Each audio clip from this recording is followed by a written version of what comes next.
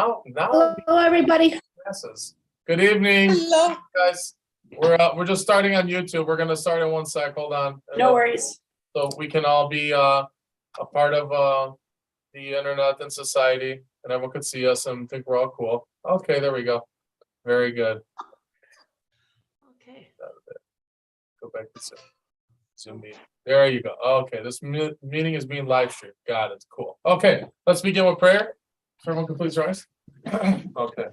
Our Father, who art in heaven, hallowed be thy name. Thy kingdom come, thy will be done, on earth as it is in heaven. Give us this day our daily bread, and forgive us our trespasses, as we forgive those who trespass against us. And lead us not into temptation, but deliver us from evil. Βασίλα Κουράνια παράκλητο το πνεύμα αληθείας, ο πανταχού παρών και τα πάντα πληρών, ο θησαυρός των αγαθών και ζωής χορηγός. Ελθέ και σκήνωσον ημίν και καθάρισον ημάς από πάσης κυλίδους και σώσον αγαθέ τας ψυχάς ημών. Amen. Please be seated. Thank you, everyone.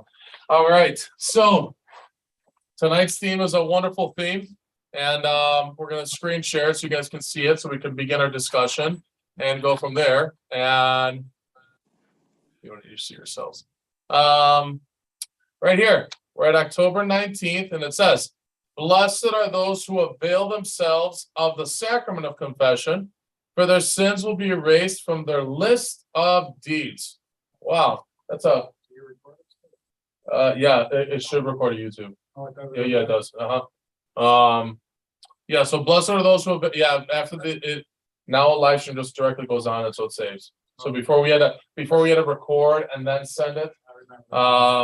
My only thing is I got to connect to Facebook. If I connect to Facebook, then we get it to double and where it's all set up. Say it in Greek, please. What? Which? This? Αυτό είναι για υπέρ για το μυστήριο της συγχώρησης για την εξομολόγηση. Ότι σημαίνει ότι άμα εξομολογούμε ότι τις αμαρτίες μας θα ξεφύγουν από το βίβλο της ζωής. Οπότε, γιατί έχουμε όλοι μας αμαρτίες, αλλά άμα δεν ερχόμαστε στην εξομολόγηση, εκεί θα μείνουν. In other words, that's where they're going to stay. So here's a pretty powerful question, because confession is always a hot topic. Why is confession such a taboo topic? Can someone tell me? Why is it so sensitive to participate in it, confession? You have to have the right priest.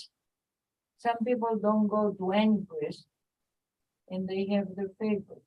Mm-hmm. That's how I feel. Okay, good point. Bravo, thank you, Proso. Anyone else, even online, chime in if you want to. What does anyone else feel about confession? Why is it so? I'm talking about publicly. It is taboo. Why is it taboo? Because think about this. I take a step back. Don't take this in a judgmental manner. But if you think about the countless amount of Christians that we have, there's no way. You can close the door. It's loud. Oh, okay. Well, I just want to watch. Oh, in case someone comes, sorry. No problem. There is no way there's enough clergy to hear confessions. I mean, think of the countless Christians. So that's one. So then clearly that means that not everyone's going to confession. Then the question then remains is why? Why is confession not a necessity? Why is it not? Russell made a point that it builds to the attitude of comfort, who I'm comfortable with. And I will admit, as a priest, I tell everyone, when you are going to seek to go to confession, you go and it's defined as your spiritual father, opneumatikos, right? And that spiritual father does not have to be your parish priest, but it should be someone that you feel comfortable with, that you can trust. Okay, hopefully you can trust all the priests, but we understand we're human. But to trust and to be open with, sincere, and then also to receive both relief and guidance. That's what the whole presence of a spiritual father is. So then, why again, then we go back to confession, why is it not something we participate in? Or in general, why do you think people don't participate in it? We there are plenty of excuses. We know all this. Okay, but why don't you guys feel? What is? Some people don't want to open up to anybody. That's a good point. I know one friend of mine, says he doesn't do confession because he says, I pray every day. Yeah, you know what? I get that one the most often. But that's like, so that one, when I hear, it's almost like a self-medication. Because when you're sick, though, you have to go to a physician to get the medicine. But if you're saying that I'm getting it myself, because I can, because I'm speaking to the guy directly above. Because remember, now, great point, because I always get that one. I'll have something like, well, when I need to go, I pray to God. I ask for forgiveness. I said, okay. So you ask for forgiveness. Do you get a response? And the answer I would assume is no, because all this God's right in front of you. I'm like, well, now we got a different topic to talk about. But if God's in front of you and he says that, then wow, okay. But and then I'm implying that the priest forgives you. Even the priest doesn't forgive. The priest is a intermediary. He is the in-between. He is simply the initiate of the sacrament of confession. And that sacrament is very powerful to understand because we have 7 sacraments of the church. As a baptized, chrismated, confirmed, fully eligible participant as a Christian, we are actually called to, on an appropriate, regular, I put in quotes, basis to participate in the sacrament of confession. Because if you talk to people like we talked about last week regarding about fasting, right? Well, then we then understood that people for preparation for Holy Communion would participate in fasting, would participate in confession, and then from there would finally be prepared to receive Holy Communion. But what ends up happening with that? That's when we showed up the attitude of infrequency.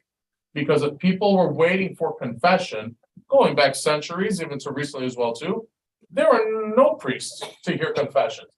I truly personally believe that, and again, I always speak 1821 post about Orthodoxy, modern, okay? You have to talk about 1821 after. Whatever, we know the Turcocratia held whatever they could hold. But even before that, there were multitudes of clergy and multitudes of people where faith and life was synonymous. You lived, you worshiped, you prayed. I mean, even the services were created to be offered at times that were accessible for all the faithful. Because if people were going to the fields early, they would then offer the services when they were able to come back before breakfast. Or vice versa, that they'd offer the services earlier so people then can eat and then go to their work, right? Whatever it meant. Even the evening. I mean, the evening would be the end of the day. You then came and worshiped the 4 or 5 o'clock time frame, and then you'd have your apodigno, your meal afterwards, and then more prayers as a community. But then, what we then see the struggle is that it was not just it wasn't offered. Sadly, it became a moot point because naturally you just didn't have the manpower. Think about it. If every person needs a priest to confess to, and you're talking about millions upon millions of people that are just Christian, let alone Orthodox Christians, and then the amount of priests that would offer, or even the bishops as themselves, they can be confessors, there's just not enough people or time in the day to hear most confessions. So then we now get to the big struggle. So we've turned it to such a impossible task to attain. Now it's to a level where it has no importance in some manner to society. Confession we see modern day as what? How do you see confession depicted in modern day? Confession modern day is depicted with the Catholic style, right? With the box, and one's on the other side, one's on the other.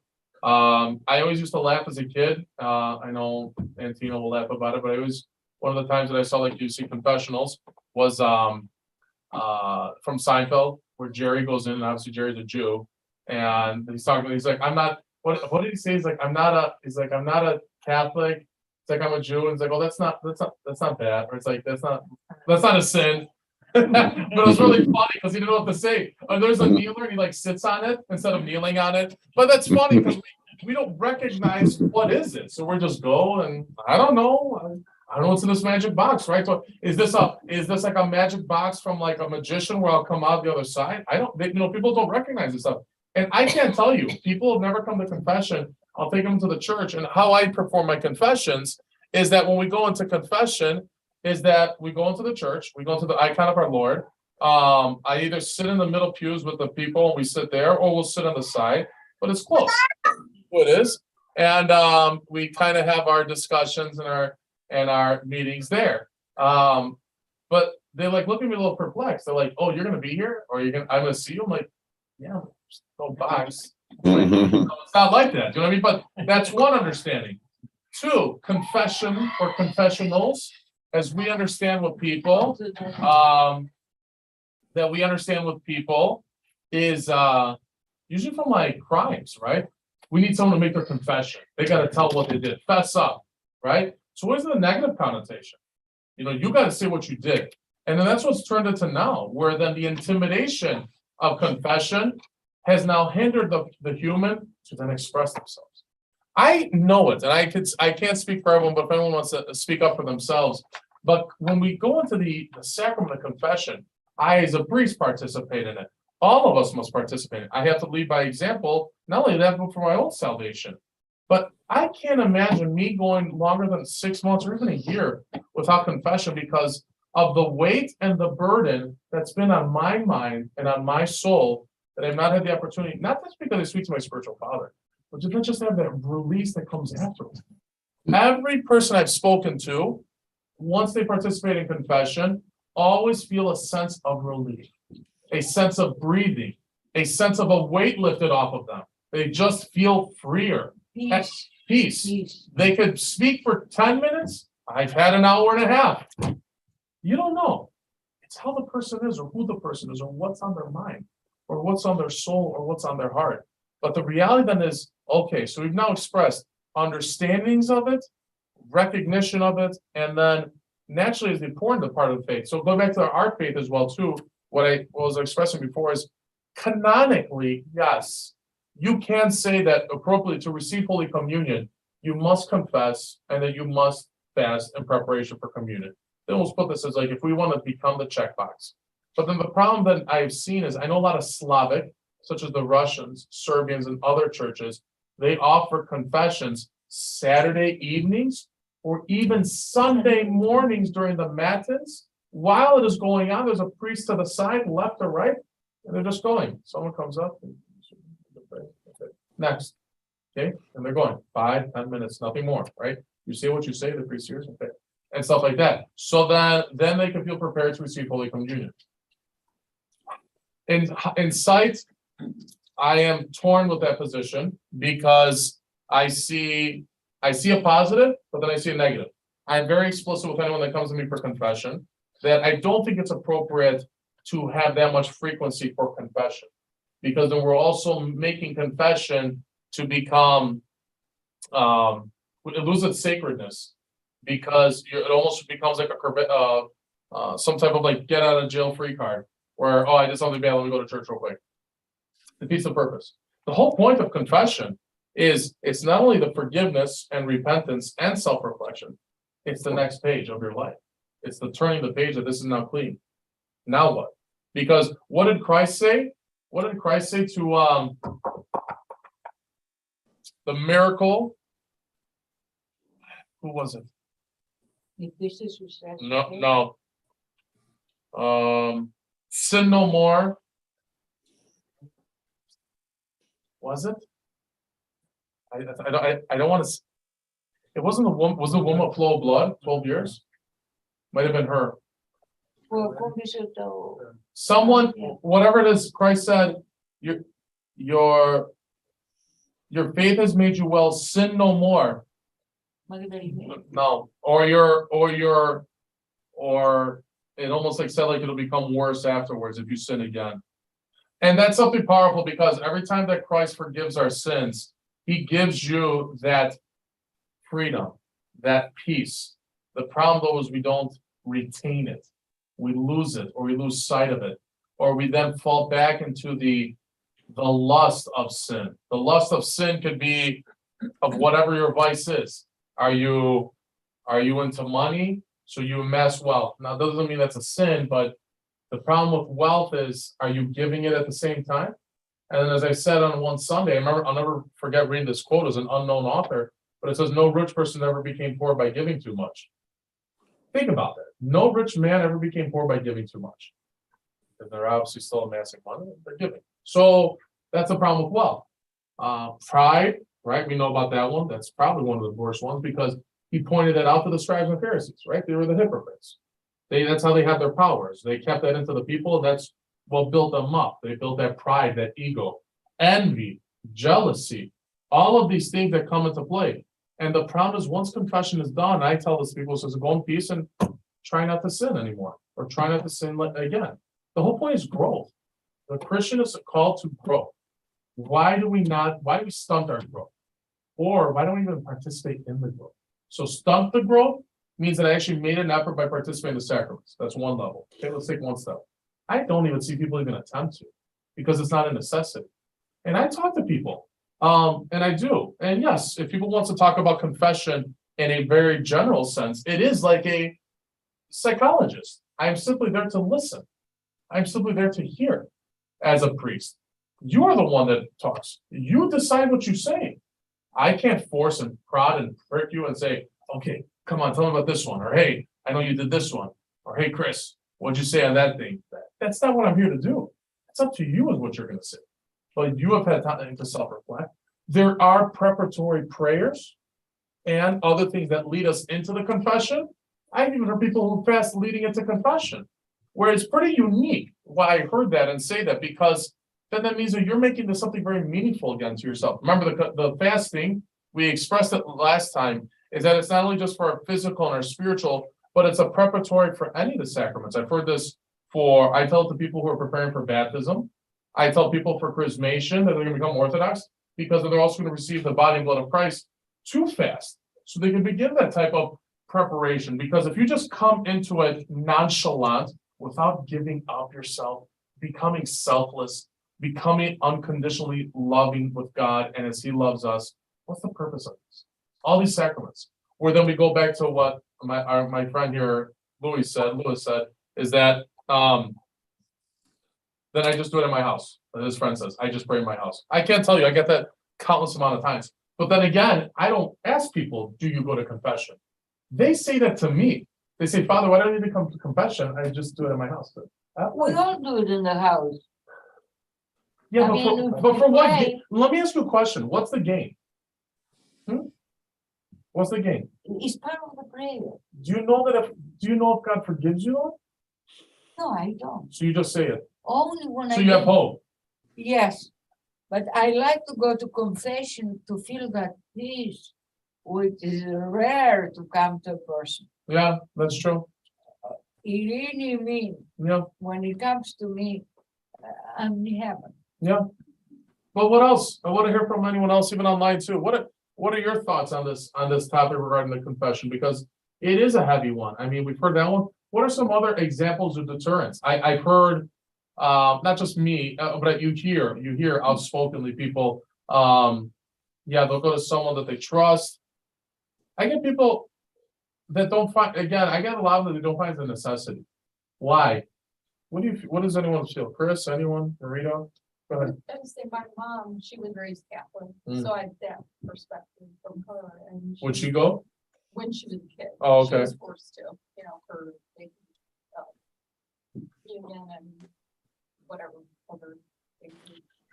And she's like, I always hated it because it was like you had to make like a laundry list almost, like, oh, I swore 3 times and I did this and I did this. Forgive me. Okay, do 5 Hail Marys, you're fine. Mm, Now, it doesn't feel sincere in a mhm. way, because you're just kind of reading off like a little list in your mind. And that's a good point. I do. So sometimes when I speak with people on that topic, it depends. I tell them to use it as bullet points. Not to just say I did this, I did. It doesn't mean no good.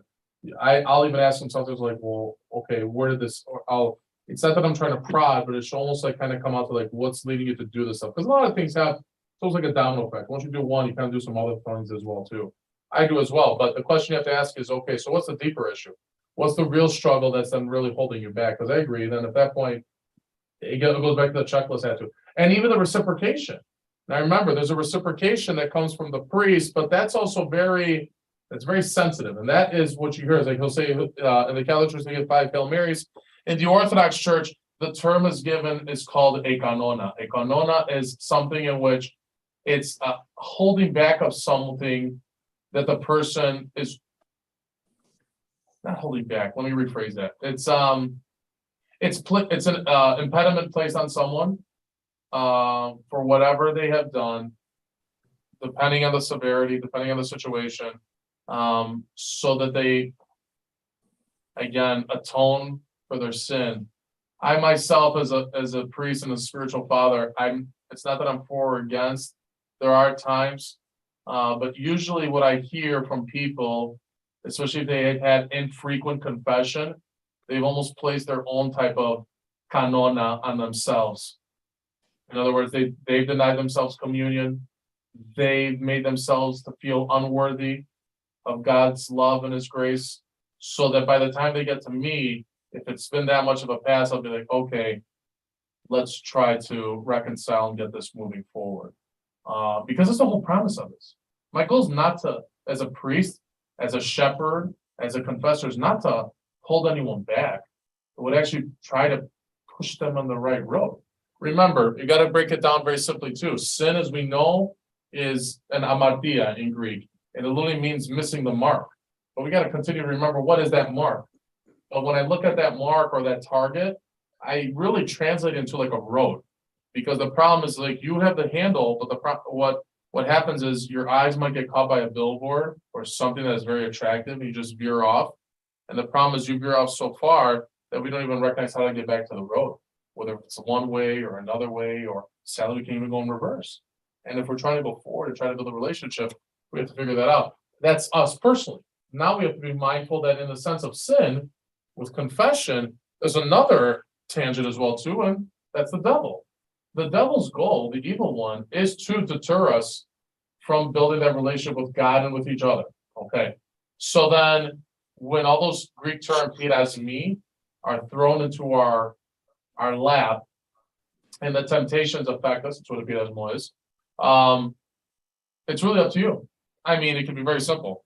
Someone could be, like we said, he could be fasting, and all of a sudden, a nice juicy prime ribs thrown in front of your face. What are you going to do? And then the problem, then you go into the attitude is like, okay, I could just eat it, right? Nothing will happen. I'm not going to get struck with lightning. Okay. As a little kid, you kind of had the fear of God placed in your book. Even that's kind of gone away. So you have this prime rib, but then the question you have to ask yourself is, do you have any guilt? Okay, the question is, what's the guilt from? Then you got to throw another thing into the play, is that what if this is placed in front of you and you're a guest at someone's house and they didn't know you were fasting? You sure didn't. So all these things, Otherwise, you should go. all these things come into play, but we have to really determine ourselves and ask, how do I understand this? Have I spoken to my spiritual father? And how do I not self-diagnose? That's a big problem. We self-diagnose our own spirituality, or in the self-diagnosis, we determine that we're doing just enough or just fine. Goes back to what your friend said, and I'm not picking on him, but that's the excellent one. I hear it all the time. I pray at home. I ask God for forgiveness. I'm okay. Okay. God bless you. What do you want me to tell you? I'm going to tell you wrong. What does that gain me to gain you? What did you want to see? Oh, you're doing great. Yeah, keep that up. But the problem is how do you bring the beauty of the sacrament? I've heard church fathers, and even from the school of theology, to describe confession truthfully as the sacrament of love. So you heard I just said the sacrament of love. Why do you think they called it the sacrament of love? Anyone online? Does anyone want to kind of answer? Why do you think they call the confession the sacrament of love? No. What? How's it love? Where do you see love in confession? Forgiveness. Forgiveness. Yeah, Dimitra said it, and so did Nico. It's the act of forgiveness, right? We have been given that love, unconditional, by Christ. And how did he do that for us? Yeah, by sacrificing himself, by going on the cross and dying for us. He didn't have to, right? But he did it because he loves us. And so then he showed us true love, okay? Unconditional love, pure love, godlike love. So then when he gives us that forgiveness of our sins, right? And then he gives us hope for eternal life through his glorious resurrection.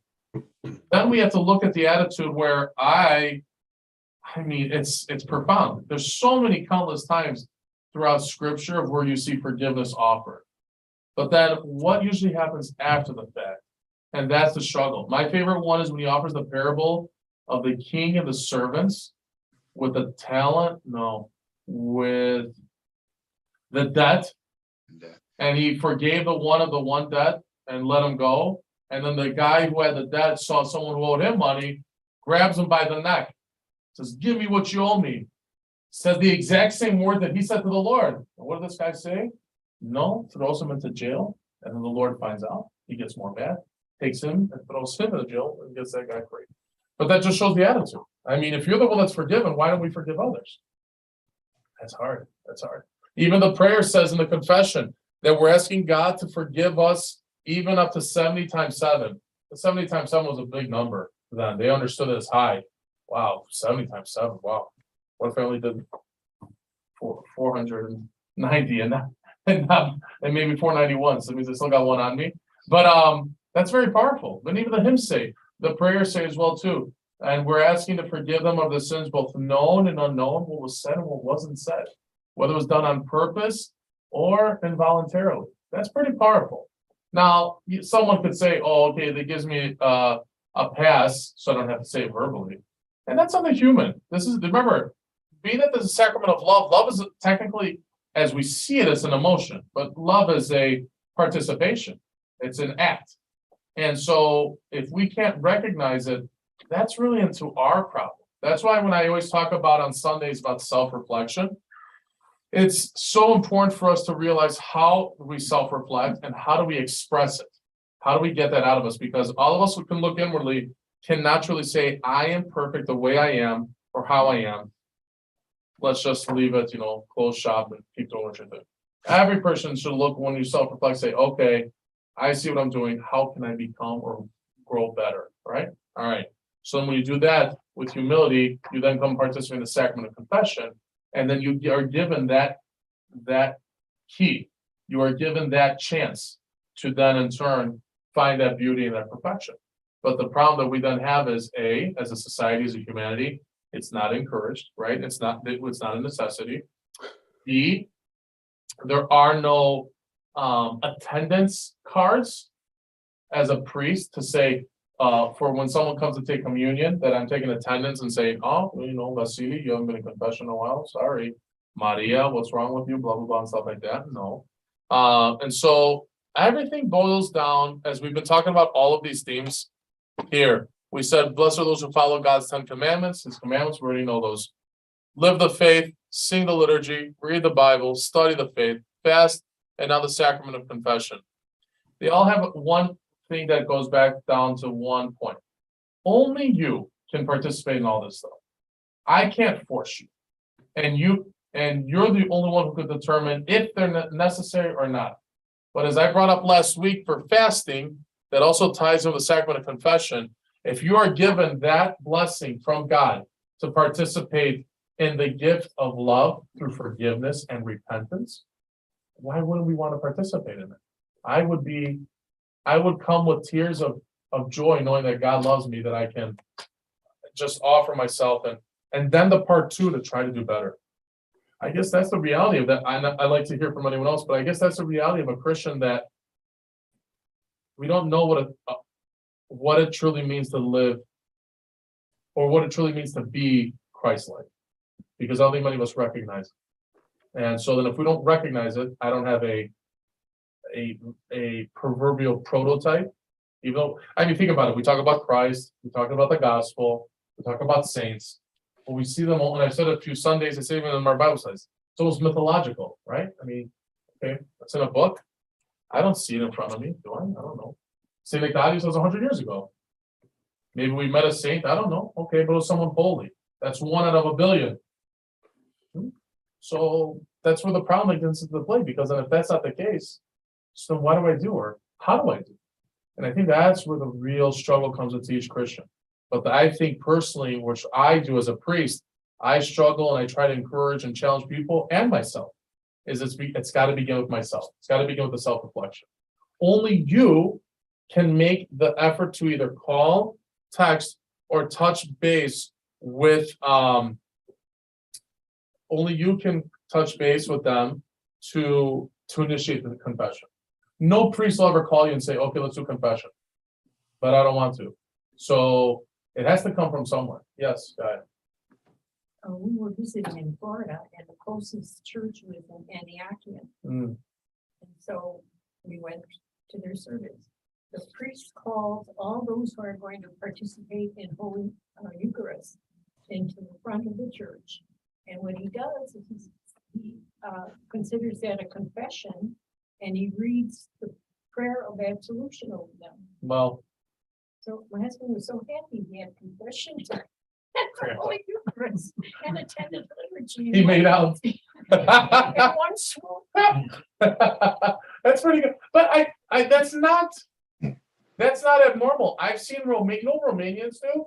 When Romanians go out with the great entrance, they put the chalice on top of people's heads as a prayer for forgiveness so they can be prepared to receive Holy Communion. And they're all kneeling. You kneel during the great entrance. I saw the Romanians. I was like, what? And then my mom's like, go. And I go and they bless me. And I'm like, okay. I was a kid. I didn't recognize, but I thought that was really unique. Same thing with the Antiochians in that manner. Well, that individual priest. Right. He made you all kneel and then he read the prayer of absolution. What other service does the priest give you that as well?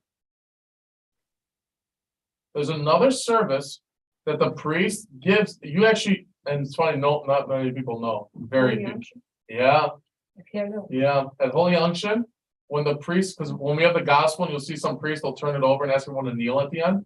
We're reading the prayer of absolution. So that even during unction, you're supposed to be prepared to receive the sacrament. So we're asking God for his forgiveness. And that oil is not only for health of soul and body, but it's also for the forgiveness of our sins. So think about that one. All of these sacraments, if you actually put them all together, they actually all relate to us for our forgiveness. Baptism, you're washing away your sins. Confirmed in the Holy Spirit with the chrismation. Holy Communion, the priest says, for the forgiveness of sins and for life eternal. Marriage, you're bringing into the aspect of unconditional love between two people so they can recognize that from God and perfection, so that they can imitate perfection. The ordination has that manner as well too, because then you're also trying to imply that what was infirm can now be made firm by the Holy Spirit, showing that we all have imperfections. Okay, and then Holy Unction, because Holy Unction then in turn is for the forgiveness of our sins when you receive it, right? But it's also for the healing of soul and body. And we got to understand that that's the pretense of the whole point of salvation. That when we can come to repentance, and then we can then offer it to others, we are living Christ. And that's the main problem in this whole situation, is that we don't recognize that. I can't even get to that level if I can't even do the first part. And that's the real problem, because how many times do we have grudges? How many times do we, hold each other up? I can't tell you. I know countless families, even from my own, other ones who they won't talk to each other, they won't touch base with each other over, could be silly arguments to something severe, you name it. And so I said, okay, so who wins? When they close their eyes, who wins the grudge match? None of them. And the sad part is I can always promise you, both are in pain. Both parties are in pain, one way or the other. Whether they hide it really well or they don't, they're both in pain. So then I, always as a priest, whenever someone brings up to me, I challenge them, says, try to reconcile. Just try to reconcile. If it doesn't work, then at least know you found peace in your heart and you made the attempt. If the other person doesn't accept, may God give them strength and courage and the peace to then try to reconcile. But at least you made the attempt. That's key. That's very key to us finding that peace, and so that we can continue to inherit the salvation that God has given us. It's when we attempt and work it. But if we don't work, that's why when you said, or if I pray at home, I'm not implying that you're not working or that the prayer doesn't work, but it's almost like, it's like me, how I can simplify things is I can literally go do a narcotic and then I'll feel bad about it. And then I'll go that night, if I'm in some sort of stable mindset, and say, okay, I did something wrong. God, forgive me. I'm sorry. And then just move about my day. And then you do it the next day. Well, I don't guarantee that, but so that goes back to the point. What was the purpose, right? That's what I tell people. That's why it's hard. But then the problem goes back to what we originally said. Do I have trust? can you go talk to a priest? I, as a priest, sympathize. Why do I sympathize? Actually, in general, for the community, because respectfully, I'm younger than most engaged and active Orthodox Christians, even in this room. I'm actually the youngest, okay?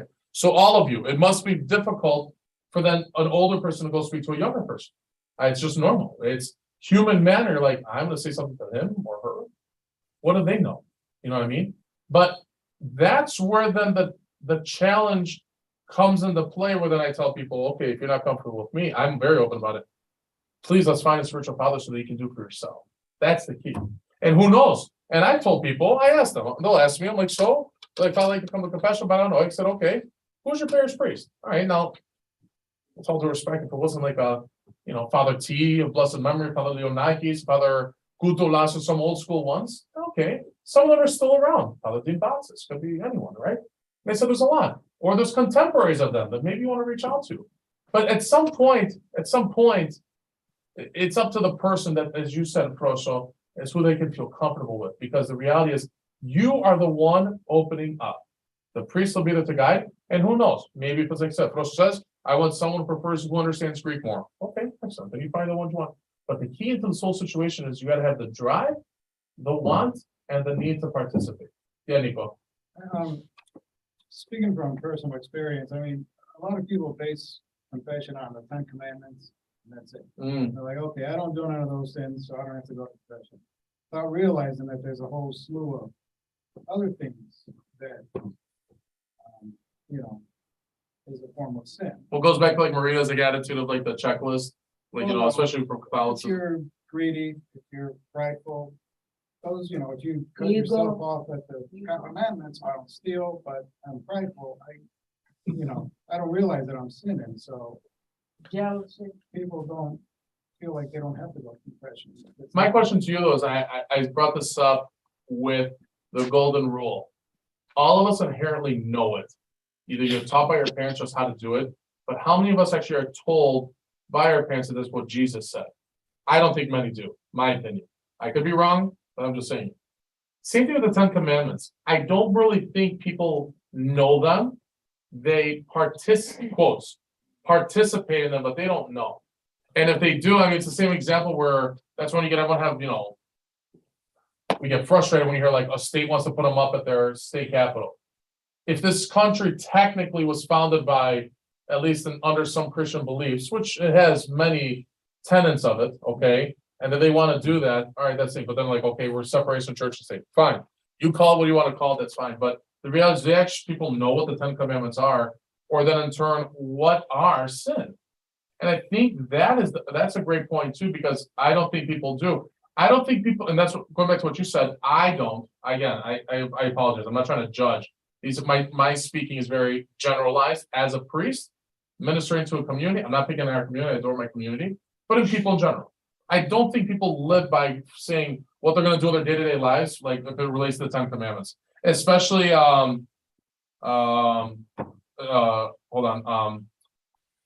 especially with the attitude of the 10 Commandments, where okay, like you made a great point. I didn't kill today. Okay, what other sin did you do though? You did something. You had to. Are you embezzling? Right? Are you stealing?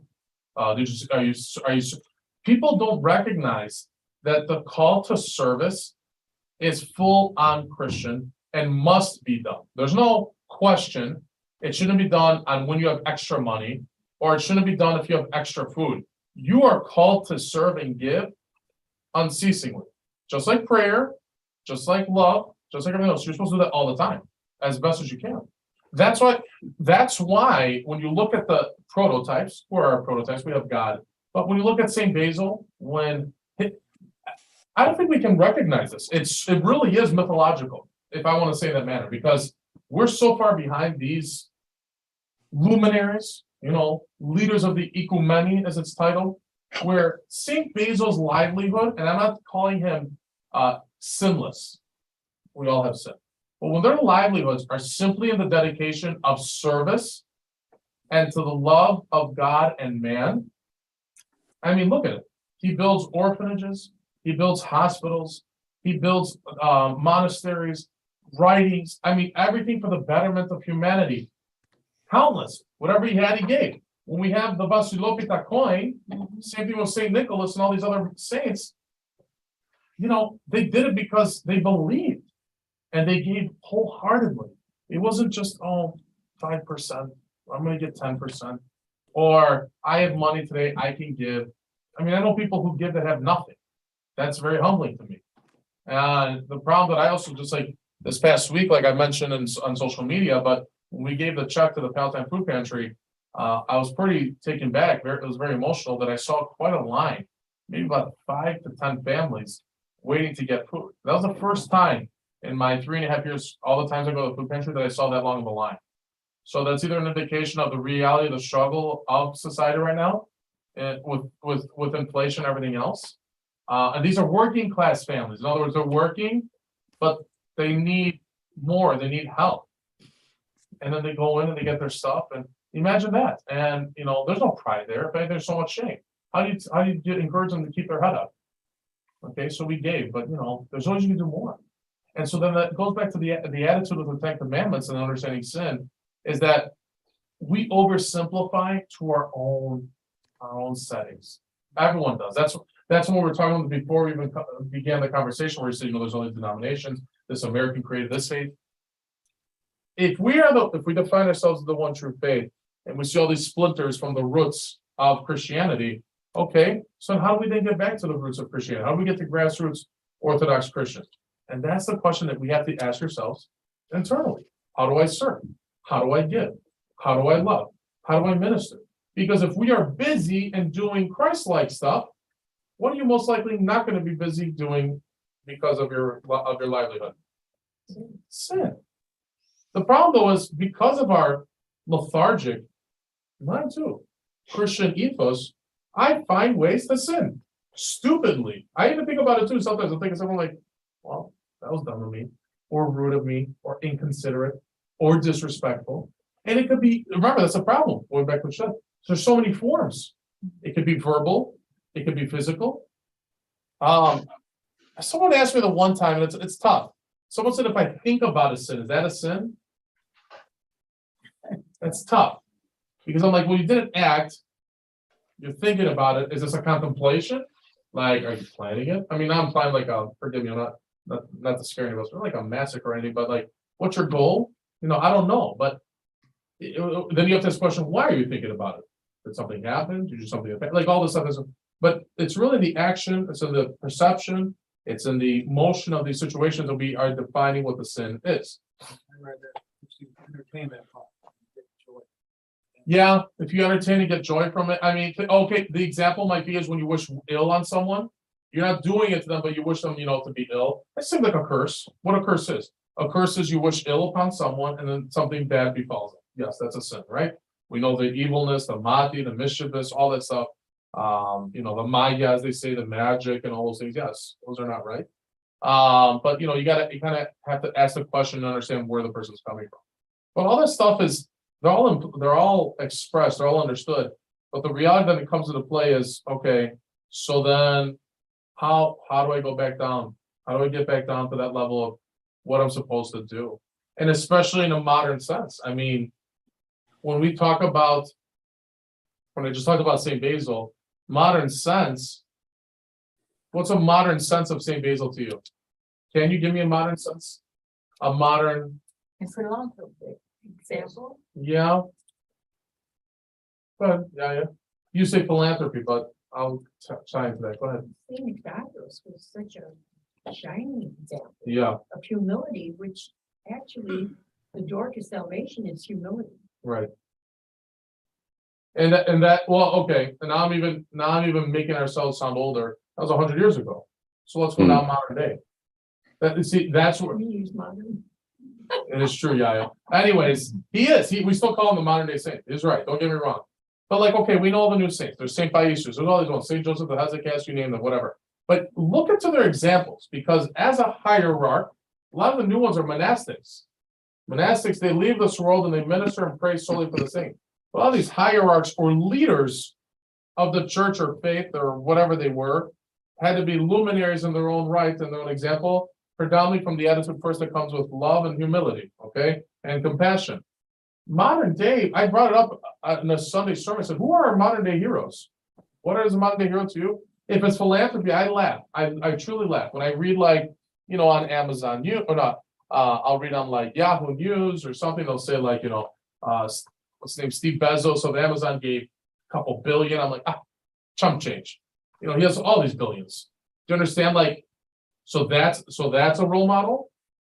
You know what I mean? Like, it's how are we constituting it? Or LeBron James is fighting for social justice or whatever. Okay, how though? And in what manner? And then the problem is, yet they're also see, that's what the line is very sensitive, because the line of amassing wealth and amassing popularity, yet also trying to make an impact, is very interesting. If you ever read about Michael Jordan, and I remember reading it, and I saw it in the documentary The Last Stand, he purposely never got involved in any conversations about expressing his approval for either political parties or even for not social justice, but even into those realms. I don't think the 90s were. Now, I know we saw what happened with OJ and some other situation, Rodney King and the riots out west. Okay, we get it. But I'll never forget what Michael Jordan said. Don't ever forget this. I remember reading, he says, white people buy my shoes too. You know what I just said? White people buy my shoes too. And I was like, whoa. So I'm not implying that his heart is only on the money. Now he is the wealthiest athlete ever, multi-billionaire, and all these things. But it goes back to the question, who's a role model nowadays? I was thinking about this on my drive in here, because now, guys, I've never seen this in my young 35 years, even obviously remember when I was an infant or whatever, but seeing any type of TV on the 5 channels, 257, whatever. Like I was watching like Sunday Night Football. Every commercial was political. Oh my God. And then here's my disgust. They're all polarized, right? We've decided this. I said openly, we're all separated. Get it? You're right or left. There's nowhere in between. God help us. But then they're all paid. They're not civil, free servants, volunteer. They're all paid. You might not say it's that big of wealth. It doesn't matter. They're all paid. It's a paid position. So even when they go to DC or they go and speak to us at the Springfield or whatever, they're all paid in some capacity. I'm talking about even their own salary, not including all of these fundraisers and all of these campaigns and these stuff like that. But then that's where I get disgusted, because then we have turned them into especially when we want to align with whatever we are, who that side is righteous. If I'm far right, obviously Trump in that manner. I'm far left, obviously with Biden or whatever, and it blows me away, because then are you then telling me that that's what my role model is, or I'm supposed to look up to? And that's where the real struggle comes into play, because we have now turned our world into a world where we don't recognize God. I don't recognize love. I don't recognize compassion. I don't recognize mercy. Correctly defined of those terms. Not defining love as some people define it, where I could say, I love you, but it could actually be like a reverse psychology where it's a type of abuse. Okay. Or I'm merciful, but it's actually a reverse kind of attitude where I'm not really merciful. Or I'm compassionate into someone's own definition. The attitude goes back to the place, where is God? And where is he in my life? And where is he into our world? Because then that's when it goes back into the attitudes of the sacraments. If I can't even talk about the sacraments, a participation, how can I talk into any of these discussion points? That's the real reality. I think that's why when you talk about confession, so I think it's respectfully, and then we'll wrap up in a little, but the confession point, confession is actively participated in, first, by engaged, participating Orthodox Christians. Okay, that's usually how it's usually done. 2, usually the age group is an older age group. That means they either have been a part of the church for a long time, or a person is now coming into a fold where they have now built on a new type or a stronger attitude in spirituality. Okay, those are the active participants in confession. Case in point, all my conversation here is generalized. Okay, you will get the sporadic. Someone says, "Hey, Father, I want to come to you. I'll meet someone. I'll have confession. I won't see them for 5 years." Okay, God bless them, right? It is what it is. I might get someone who wants to have confession 4 times a year. Or even I get to them, like, is everything okay? Why are we meeting so often? Stuff like that, or whatever. Some they just want to talk. And sometimes they just want to think, okay, like, well, then you can kind of determine. But that's the reality of confession. And obviously, I can't determine percentages. You obviously don't take tallies. Confession obviously is an intimate sacrament, right? It's not like weddings, baptisms, funerals where people, our churches will post and say, hey, this is how we've done this year. I mean, if I put how many confessions I put, I'd actually be more depressed. Because when I think about how many community members I have and how many confessions I participate in, now I'm not applied to the community, I'm just speaking as a priest. That's why when I started with my first highlight regarding the confession, it's just not actively participated in. Maybe they go to another priest. Not implementos, as they say. May it be blessed. I hope so. God willing. But I can't guarantee that, nor can I fully see it. If it is, wow, I'd be really blessed. But then the question is, how do you now change the ship to then entice people, encourage people to come? Usually run Lent. Usually one of my sermons in the Triodion, the Sundays before when Great Lent begins, I usually talk about confession. For the attitude for forgiveness, I think it probably is, what's his name? The Prodigal Son Sunday, which is, I know, around that time as well. So that's when I'll talk about it. But, yeah, guys, it's the reality of what we participate in the sacrament of love. But how do we, just like everything else, that's my apologies for tonight. Just like all of these other things, we've talked about studying the faith, right? We've changed the name of this. It used to be Bible study. Now it's adult enrichment. I will admit we have got a few more, but that's also because of word of mouth. I see Michelle on here. I see a few other people on here who have joined on. That's great. And even to the people who come on, but so let's do some number figures here. Okay. So if our general group on an active basis for Bible study was, let's say, max 10, we're at now about a solid 15. So you're gonna say that's a 50% increase, Father. Great job.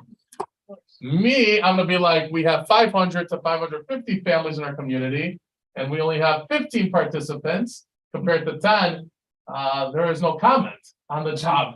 But then again, I said to someone recently, I said it to who was it? Was it a parish council member? Someone. Because I truly believe about the church. I really do. If you want to know how to define the Greek Orthodox Church, go to the parable of the 10 lepers. Say, what? Why? Because the question is, God, when he saw the one that came back and gave glory to God, what did Christ say? Where are the other 9? Where's the other 9? That's it, Ben. Where are the other 9? Where's 90% of us? I wish we're at 90%. We're at what? 10% That's what I'm saying. 10% isn't bad.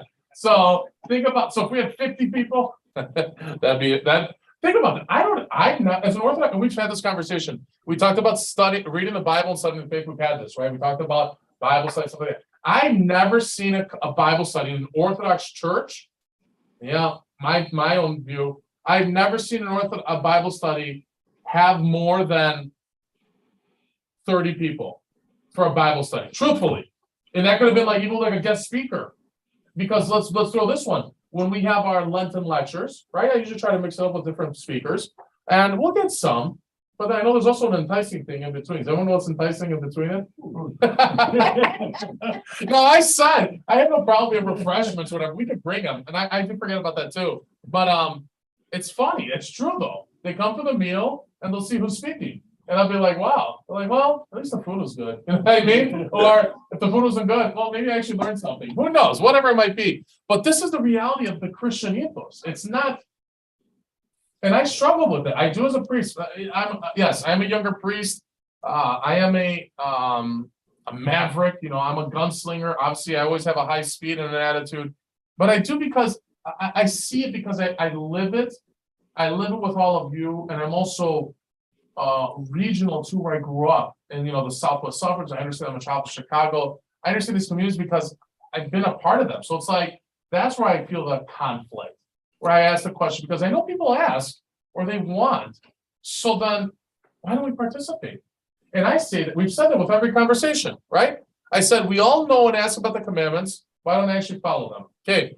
I ask about the faith, but why don't I actually live it? Okay.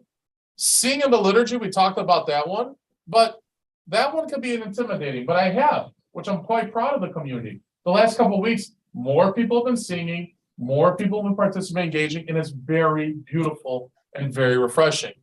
This one, reading the Bible. Now, this one has some uniqueness to it because I tied in with the study of faith from the Bible study point, but people can read the Bible at their home. But we forget on how to read the Bible or in what manner.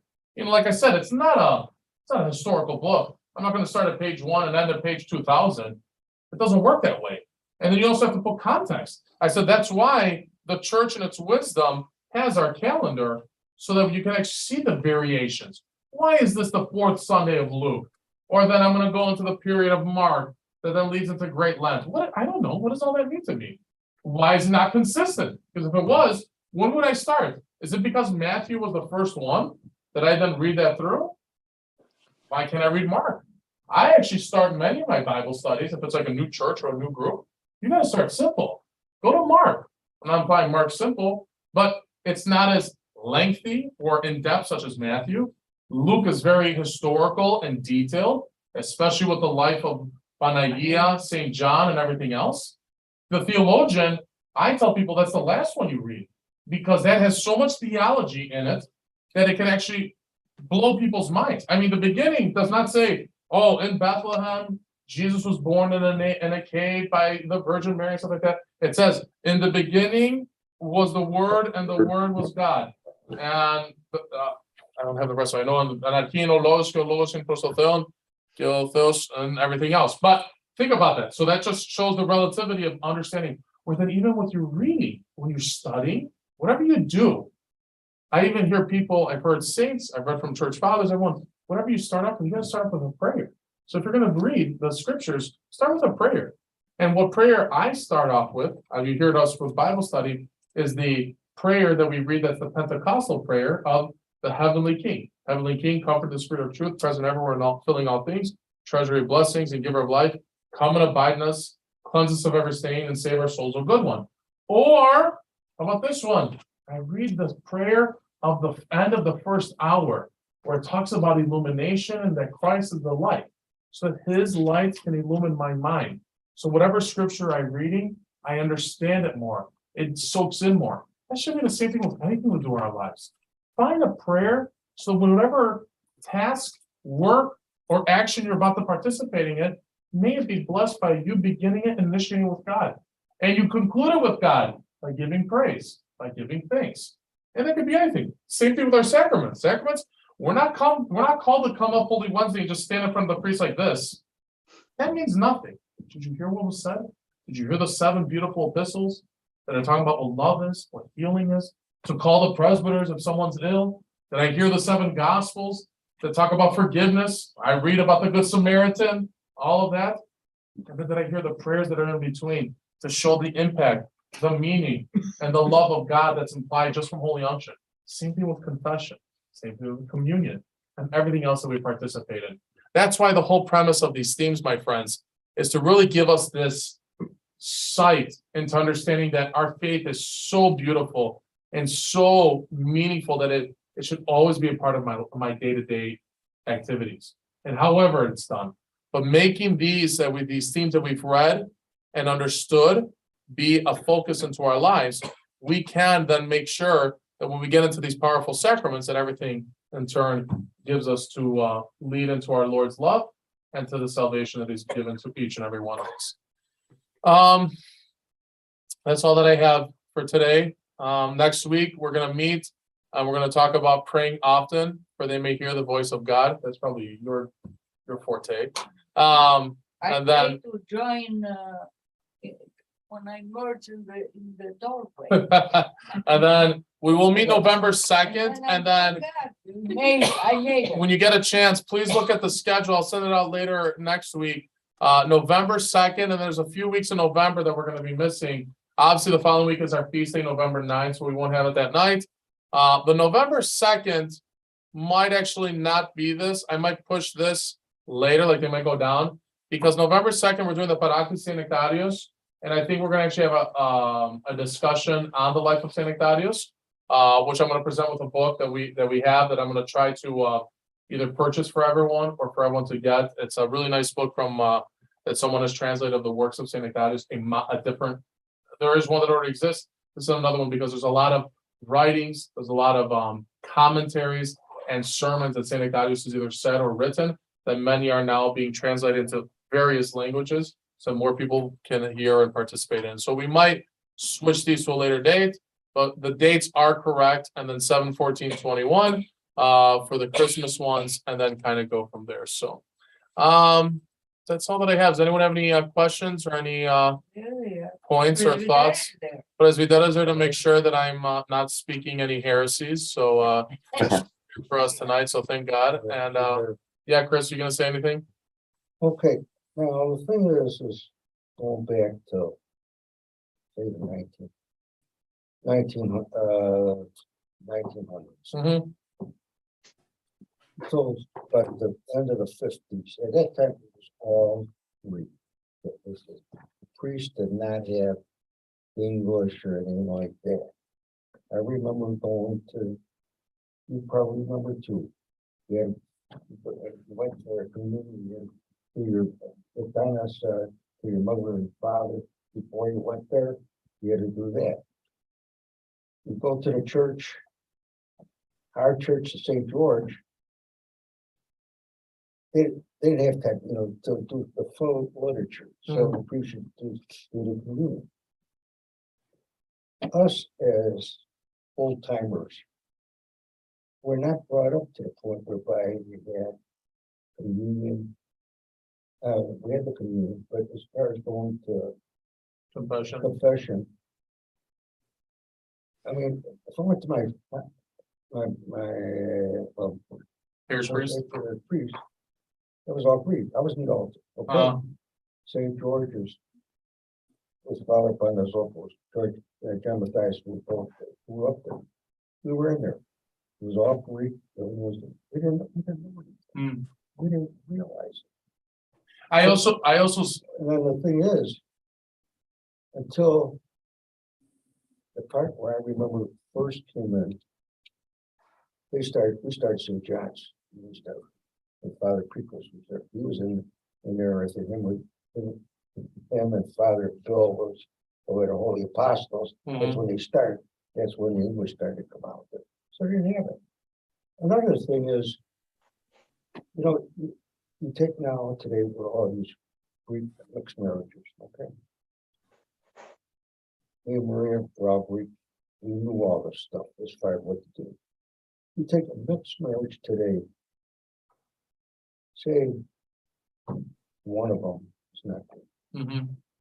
How is he gonna learn all the stuff that goes into where, I mean, he wasn't brought up with, she was say Luther, and he was a good Luther, and he followed the Lutheran thing, A to Z.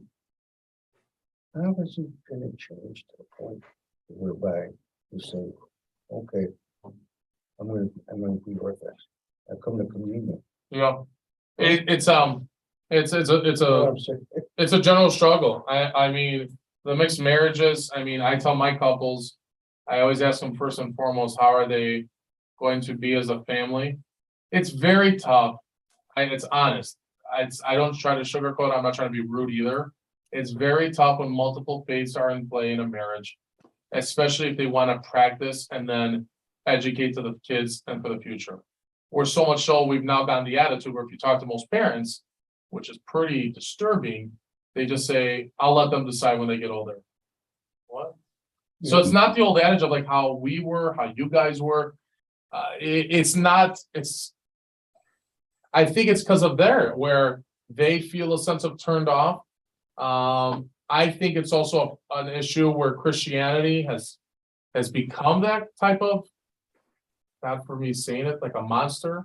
When I say a monster, because there's so many denominations, where people are like, why can't they just all be together, right? Or why can't they just all be the same? Sounds easy. The problem is once you unravel it, man, that's where then it gets into all the situations, and it's very tough. Your generation and everyone else. I said with everything that we discussed before too. All those priests were heroes and examples with all the community members to begin these churches. There was no way that I can even contemplate they would have found any time to be able to teach, to guide, express to the importance of confession, to be practical to serve the needs of those communities.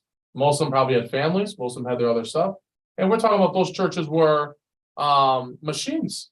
I mean, you're talking about thousands upon thousands of members. When you're doing multiple liturgies, where am I going to find time? And then I'm doing 3 baptisms in a Sunday. When am I going to tell someone, oh, hey, make sure you call this week so we can go to confession? That guy's probably just trying to get his breath back by Monday, and then also continue with everything else that was going on as a center that was the church. See, that's changed now. Our churches are not parochial schools, where it's at the Socrates and the Platos and stuff too that I have to worry about it. We realize now the church of 2.0 of orthodoxy in America has to be about spirituality and growth. And that's what we're trying to cultivate and educate everyone. Because if not, I could sit in my office and twiddle my thumbs all day. I mean, there's nothing, I mean, what else is there to do? And then that's that part. Then we're also not offering the attitude, what you said before is, I'm not also spreading the faith to others. I mean, before it was, you had an influx, you had nothing to worry about. You had thousands of people. Now you see the church is dwindling. No one's coming from Greece. Greeks are not faithful Orthodox. So what am I supposed to do? And if it's the number game, okay, then we're all failing. But then the question then says, well, then what are we doing about it? Or how are we enhancing and how are we inviting? How are we welcoming? How do we teach? Every priest now has to be a true teacher. I know I'm not a qualified teacher. I don't have a board and everything else, but you have to. Because if you're there to be a sacramental priest, that does me no good. If you're there to be a preacher and not the other hats, the reality of the modern day Christian, let alone Orthodox Christian, is there is a strive to want to learn, but then it goes back to comfort, it goes back to offering and the opportunity to participate in it. And that's why when I think about the past, it was what it was. There's no blame to it. I guess the question now is how you then, How you change? it's like, if the ship is going this way, how do I write it to make it go even smoother that way? Because if it's going towards Christ, which we hope it is, okay, that's a start. So now how do I make it even better so they can go to Christ more appropriately? Because if not, we've seen what other churches do when it's not focused based on spirituality and our relationship with God, then they become about fundraisers, they become about social and stuff that are not to the priority of a Christian. I mean, we see that here. I mean, you don't have to have social events. I mean, people are like, I can go get social events wherever I want. I can go to this store, that one, banquet hall, blah, blah, blah, and do whatever I want socially. So why do people come to church? And then I go back to what I said a few Sundays ago, and I think about the Samaritan woman at Jacob's well. We all have a thirst. We all want that living water that will quench us, that we'll never have to thirst again. But the question is, how do I find it? How do I keep it? And then how do I then express it to others? And that's the question we have to ask ourselves, because that's why confession, as you said, it never became a priority until recent. But then people that also constitute a lot of confession with a monastic habit, where you go to a monk or you go to a priest monk or you go into these manners because monasteries brought it in, but that's not true. Confessions always existed. The problem is, as priests and as people, as workers, we just didn't. I know they didn't. They didn't have the time or the manpower to serve that need of the faithful. But I don't think they did anything wrong. You dealt with what the situation dealt with. That's why I said to now, if I'm at St. Nectarius now in 2022, and I'm not dealing with the same issues that my predecessors dealt with 40, 50 years ago, so what's my modern day issue? And I see it. I truly believe most of our modern day issue now is to the spirit and relationship of the person with God. That's where we're at all now.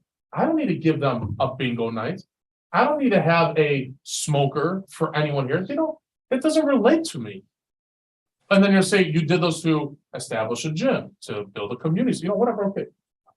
With respect, we don't have to change anything. Yes, we want to grow, but currently right now we're at it. So why are people here? What do they want? What do they desire? And where does it go from there? That's upon me. That's upon us. to then recognize and determine to grow with each other. So that's the reality of where we're at now in 2022. So then how do we now educate? How do we encourage? How do we support? And how do we strengthen people to build a relationship with God sacramentally, prayer, worship, philanthropic, and everything else, fellowship and everything else that exists under the great umbrella that is the church and God. So, yeah, I mean, it's the reality of where we're at now, so. About golf outings. You know what? I'm gonna tell you something. I'm gonna tell you something. I already said it to our golf outing committee too. I witnessed this and I said that I'm like, it was really, we got like 89 golfers, 90, it's fine. But it's almost like tooth and nail. Like, there's no drive like it used to be 40, I think, many years ago. Either they enjoyed golfing more, or it was a more nice leisure kind of time, or people had the time. I myself do not have the time to play 18, let alone 9 holes. So that's me. I have kids right now, they're missing me, okay, and all this stuff. Like, I don't know how people do it. So that's one. Two, it's not as popular.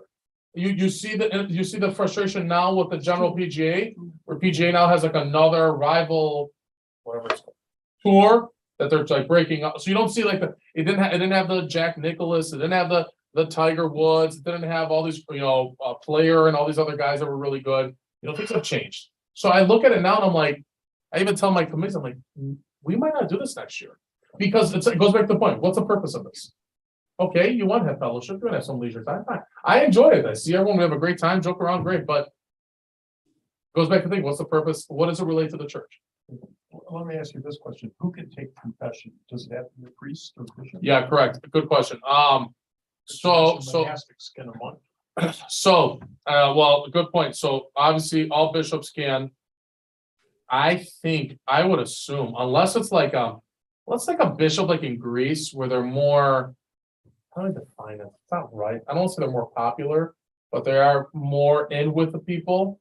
Here, our bishops, especially in the United States, even of other jurisdictions, because of the mass and the size of our land, they almost are like CEOs because they can't be with the people that often, or people don't want them. You bring up your own opinion. Whatever it might be, but like bishops can, priests can if they are given the officium, which is called confessor. That's actually the first. So when you're ordained, you are simply a presbyter. A presbyter is someone who is in place of the bishop at that place, that congregation or wherever they are, to administer, initiate, and offer the sacraments, and to minister to the administrative needs of that thing. You're a soldier of that bishop, right? Okay, so you're there. Compared to a deacon who's just a servant, who's there to serve and to offer them. They can't initiate anything to there. But then you get that problem like, well, if I can offer the sacraments, then I can't offer confession. So like most churches, which is a little bit different here in the States, most churches like ethnic Greece, Russia, even our own patriarchate, but the patriarchate, most of their ordained clergy are celibates. What they get some sort of officium, at least in the beginning. I've seen it. Either they're immediately given the officium of presbyter, sometimes then they're given a officium of ikonomos.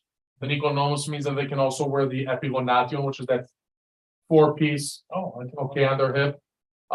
Then you can also become a stavroforio. Stavroforio means wear the cross, or proto-presbyter. It also depends on the jurisdiction. Proto-presbyter is the highest rank of a married priest they can achieve. And then there, again, it's just a blessing. Some churches don't give a cross until you're a proto-presbyter. Some do. There's no uniformity in that one. It's all to the church. But it goes back to what you said. All priest monks, because they're priest monks and they're monastic, immediately at their ordination, as they are priest monk, can hear confession. Okay, because they almost either are or about to be archimandrites. So as an archimandrite, you got everything under the sun. The only thing is, next step would be ordination. But as a priest, as a married priest, you have to receive the officium of confessor pneumatico until you can actually hear confessions. Deacons can't, and that's all the. You asked the third. What is your figure? The tragedy? No, officium's title. Title. When do you Oh, become yeah. that? So in other words, if you see my signature, I am a confessor, but I just write presbyter. You don't write confessor. Because remember, Church of Greece, they actually have traveling confessors. You hear that one?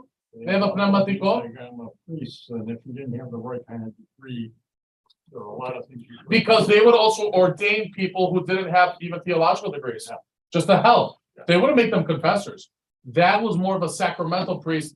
Go do the liturgy. We'll send someone else to do the confessions. Okay, well, you see, I was wondering, because one time I went to Metamorphosis Monastery up near Harvard. Yeah, And they offered, one of the, I don't know if he was ordained or not, but he offered to do my confession, yeah. and I was just wondering. Usually, I'm 90% positive that's to be the priest monk. Okay, Yeah, I'm almost positive that it's a priest monk. But like that point, like James said too, it's a confessor, it's a pneumatico. They'll send it. It's the same thing as an irokirika. That means they also have priests who are ordained only to go and preach. Yeah. Well, they'll send them around metropolises, and you're the preacher. You go preach that wherever you go. You Usually preach that have one Sunday. here. Yeah, and they would be the preacher. Well, wherever he visited. It's not like he was, because you didn't just have one preacher. If he was at that church, he was the preacher that day. Even if you are the parish priest or whatever.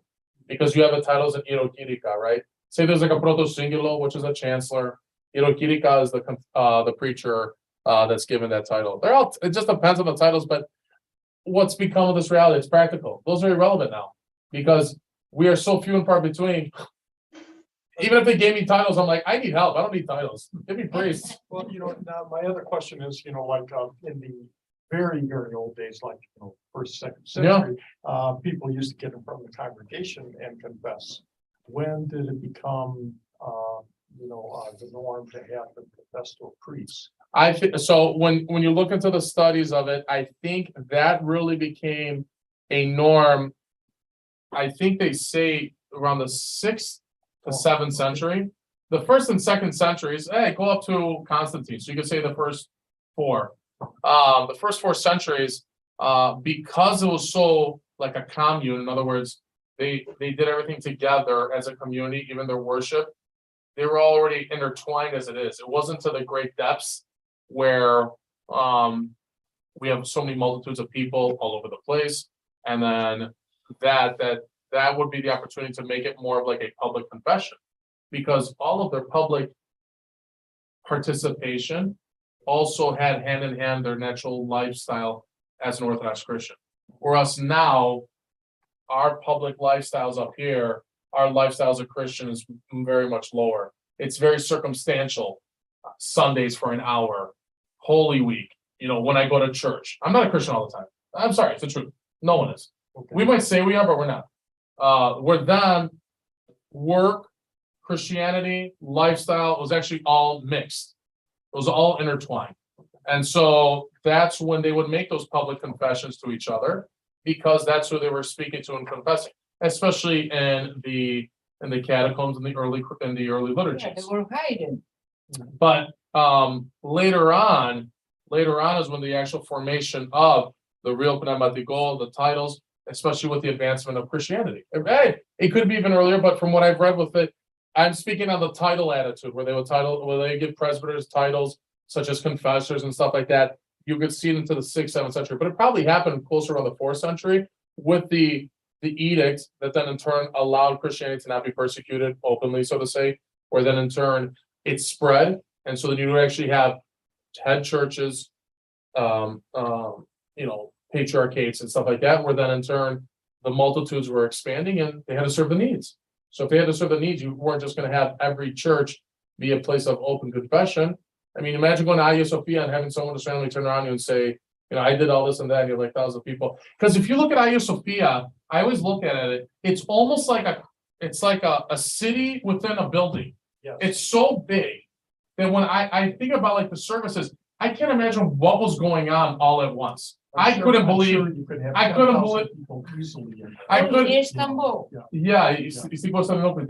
I couldn't see people having the threat of like Father Trianda Felix of us with his eyebrows turning to 10,000 people, whoever's inside, that they all became quiet immediately. Now, if it was a great, sermon, if it was Chrysostom there or whatever, possibly.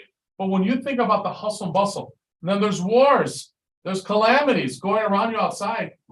You know what I mean? Like, I can't see like how they have the formation that we have now, where we're all there, looking, we're very serious. You know, if I turn around, you know what happened Sunday was really funny. I don't know if anyone noticed. Sunday, I didn't tell people to get up. I was trying to have people, and I'm like this, to sing louder, and people got up, and I'm like, oh, great. And it was like at Desperate Vias, I'm like, great, now they're gonna go for like another 10 minutes, like now I want to hear it. It was awkward, I could tell, I'm like, shit. And I was gonna like sit down, like, and I'm playing like a game.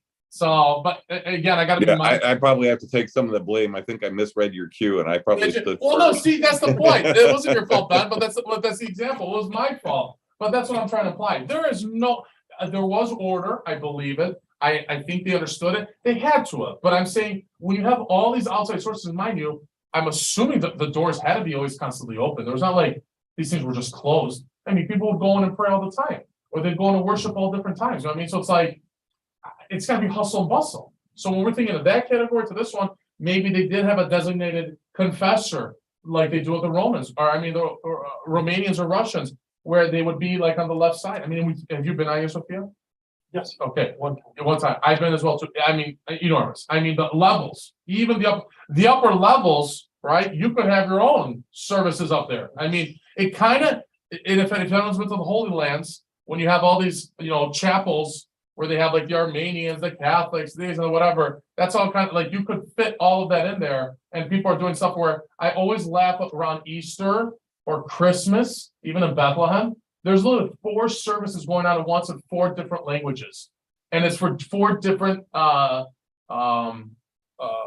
denominations of Christianity. Orthodox have the main one. You have a Catholic church, you have a Catholic service next door, an Armenian one in the other chapel, you have a Gregorian. I mean, you hear all this stuff and you're like, I asked one priest one time that was, I'm like, how do you guys do it? He's like, you just better be praying extra hard. Except now you're gonna be all distracted. I'd be like, what I just hear? Or because you hear like random yelling, like, what do you do? And your mind, your focus is trying to be on prayer and worship.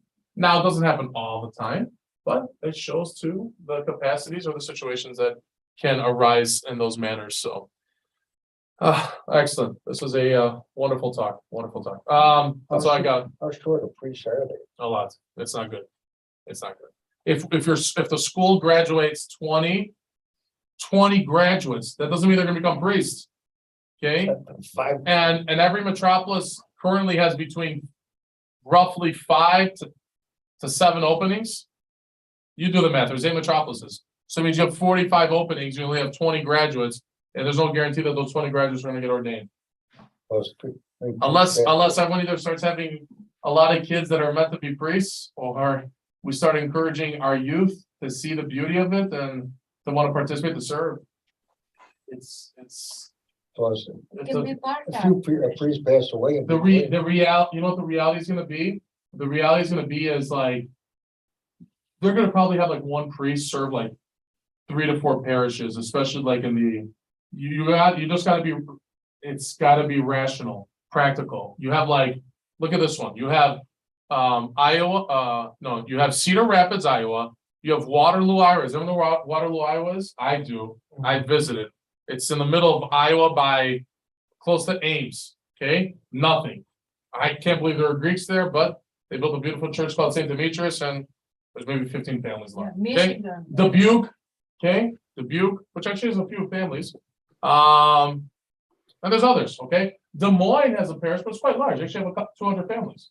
But when you have like, or even us, we have churches, Central Illinois, Decatur, Illinois, Springfield, okay? Yeah, but even that's slowly dissipating. Yeah, I know. So Yes, Decatur, Peoria, where my Cubados at, Father Anastasios, Champagne. and then Champaign, you could technically have a priest or 2 priests serve all 4 of those parishes, and you rotate.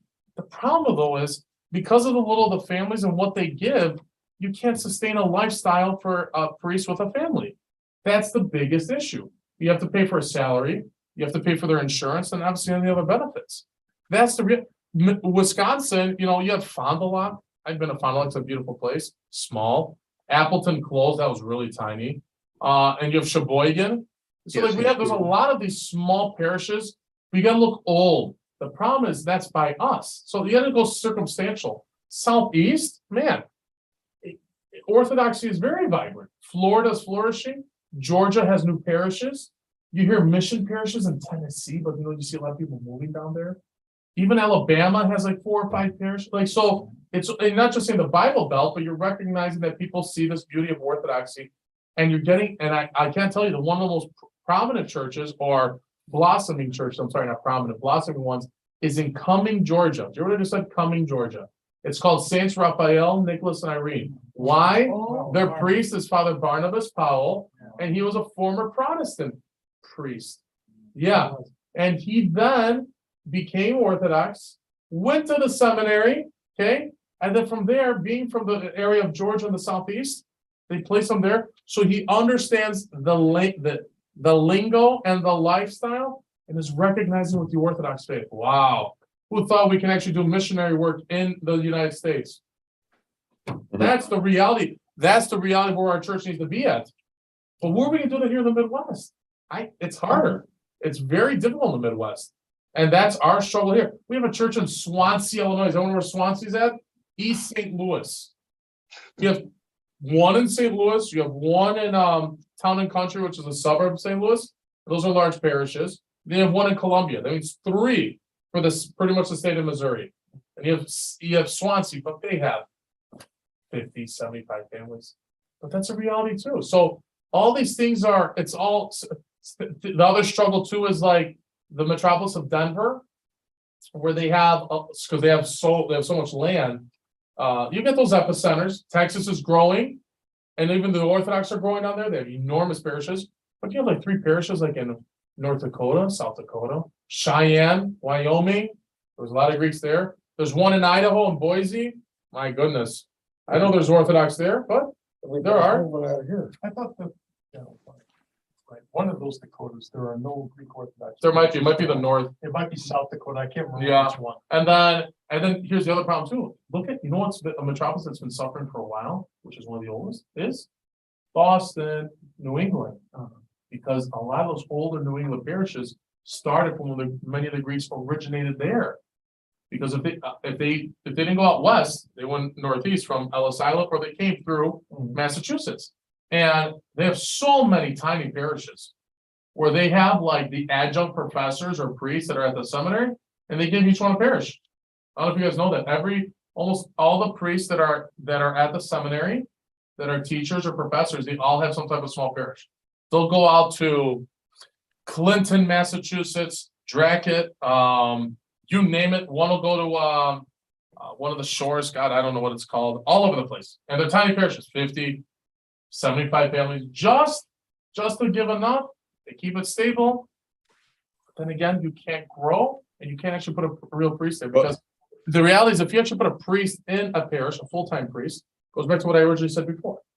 I don't have to work like my predecessors did about establishing enhanced building and stuff like that. Yes, we have things, there's expansion points and stuff like that, but I'm now ministering to the spiritual needs of the people, where I'm piggybacking off the success of what they've established for me. God bless them.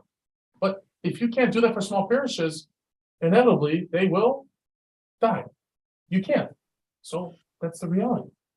Don't you think, Father Chris, that part of this has to be too, that like I was thinking before when you were talking about that from the perspective of needing to take that on, that it also can't just be you.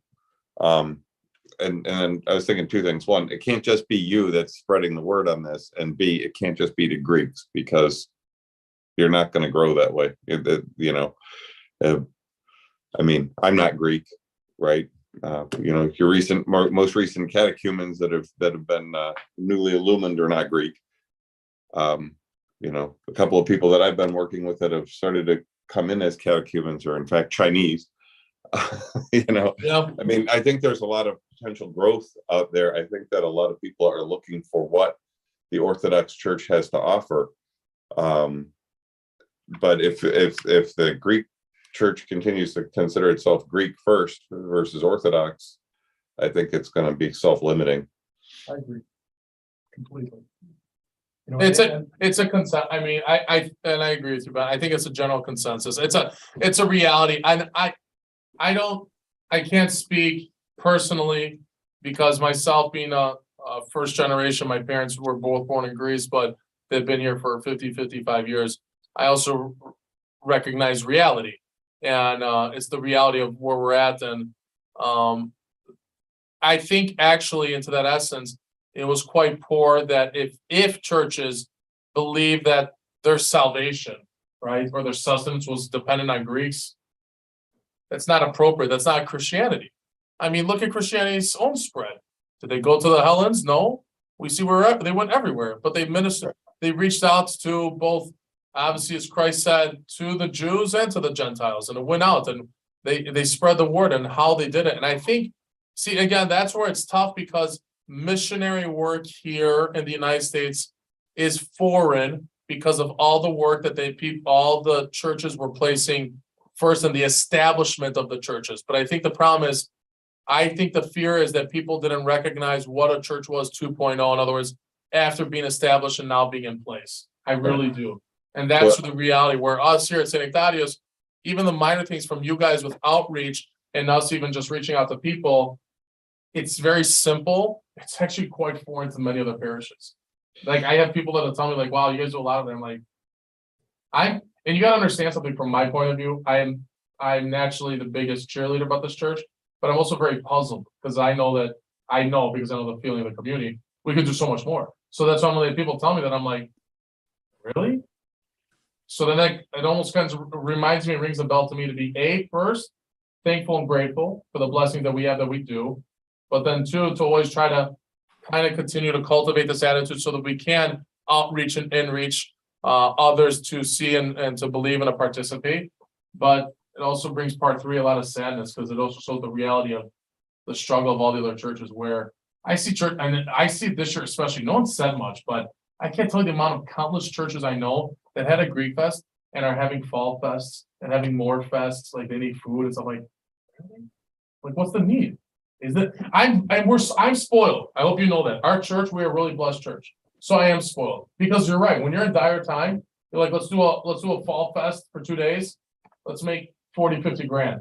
Because the Americans will come. You take your old church, St. Demetrius. Yeah. Father Ed was here, and during the 60s, he built that. Yeah. He built the sides. He built the sides, he built the whole thing. So the inner church was already built. Yeah, that was him, but he built the sides because he was an engineer. Yeah. And the thing is, and my wife was telling me, at that time, they were all Greeks over there. Which St. They- Peter's was- Chicago. In Chicago. Mhm. And they had 1,000, 1,500 people. There People was a going. great community there. It was big. I mean, St. Yeah, it was a Demetrius, neighborhood, we know. the neighbor was in there. And they all got together. Yeah, but they're not there anymore. I know that. Now you got There about before my 400 time. people. They had to bring Father Andy over there to do something. That's a reality though. This is many parishes. I told you about St. Connie's in the south side. Yeah, well, Where Yeah, it used to be big. it used to be 2,000 and now they're at 600 With families. Father, There's a lot, there's Father- many churches like that, but look at Chicago. Chicago itself, because of their older, I mean, you saw the byproduct with what? Holy Trinity. Whether you have big money or wherever it is, it was at the end where it was located, and because the situation was not salvageable. My opinion, most people's opinion. I'm sorry, it's reality. Mhm. There was not gonna be Greeks going to diversity and Narragansett Yeah, to want to, One of these days, they have to funny. when we lived in Oak Park, yeah, and that was a great community there. but it was but They It goes had back to all Ben's the point. stores. Yeah, but it goes Why back to can't I Ben's hear? point. They were only Greek though.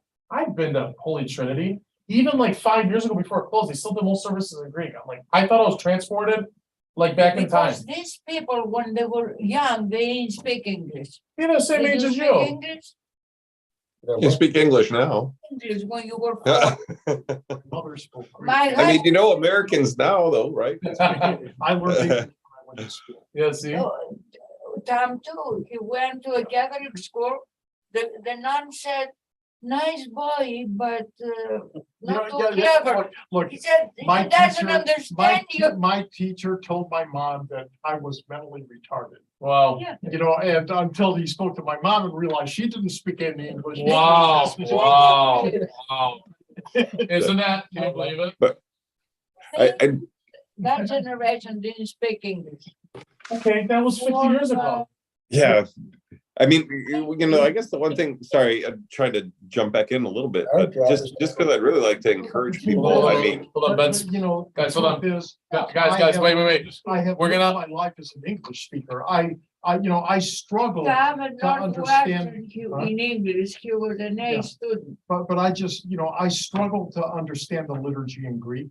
It's, I have to have the book open, which makes it, every now and then I hear an all English Orthodox liturgy, and it's refreshing to me. Because I can just put the book away and just listen.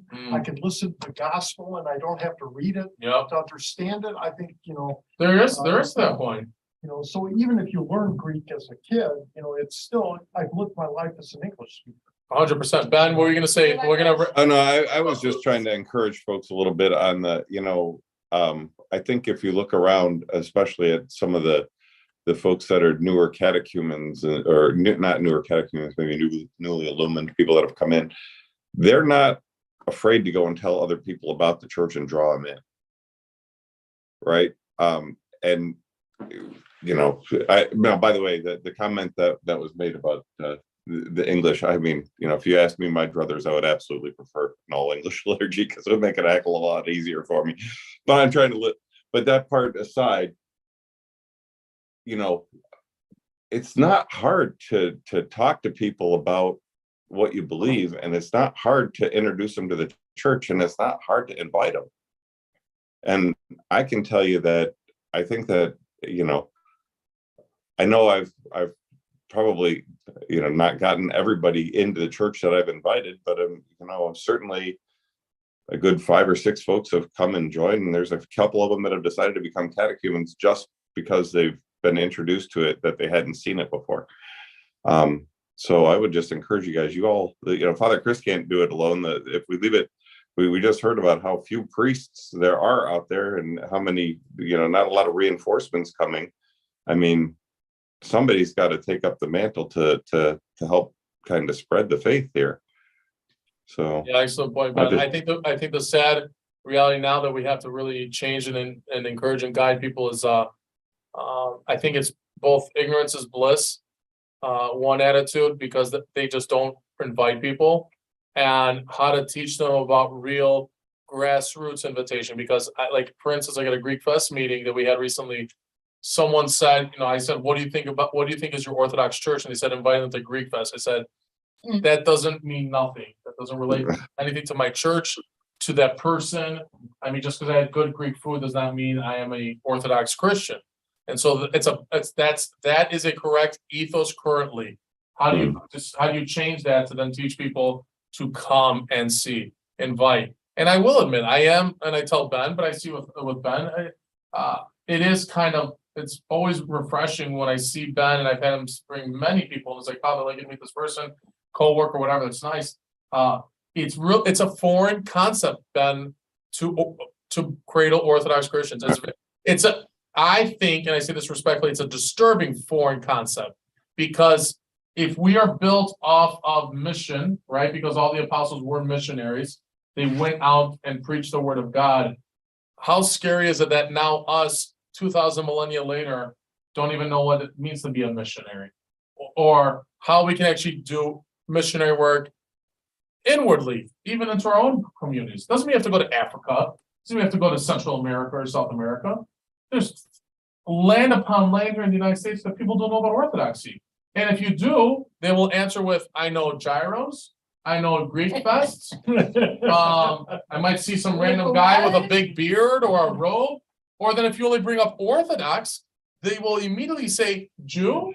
Jew? Are you Jewish? Yeah, I've had that. I said, I don't have anything up here. I don't have any tassels. And I mean, come on. So these are excellent points, Ben. And I agree. And this is something we're going to talk about in a couple of our meetings coming forward about it. But the attitude has to start with us, to want to guide, encourage, and invite others to come and see, so we can all work together. But it can't be just placed on the priests. It's got to be a laity involvement as well, too. That's why we're trying to establish it first with the worship and the singing and the participation. And there from the engagement by inviting, encouraging others to come and see as well. So thank you, everyone. God bless you guys. Have a beautiful night. Thank you for this beautiful conversation.